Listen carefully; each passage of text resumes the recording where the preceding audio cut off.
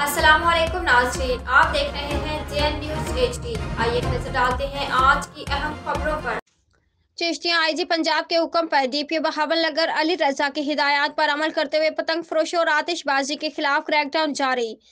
चिश्तियां थाना city A division police की पतंग फरोश और आतिशबाजी का सामान फरोख्त करने वालों के खिलाफ दबंग कार्रवाइयां जारी।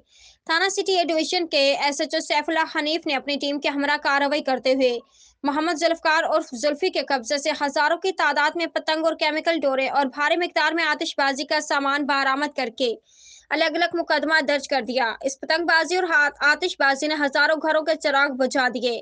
थाना सिटी ए डिवीजन के SHO ने मीडिया से गुफ्तगू करते हुए कहा कि ये खूनी खेल खेलने वालों के खिलाफ क्रैकडाउन जारी रहेगा और किसी को भी ये खूनी खेल खेलने की हरगिज इजाजत नहीं दी जाएगी और बिला तफरीक कार्रवाइयां जारी रहेंगी।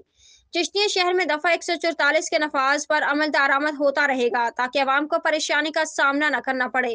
हाफिज मोहम्मद बशीर, नुमाइंदा सिटी न्यूज़ चिश्तिया।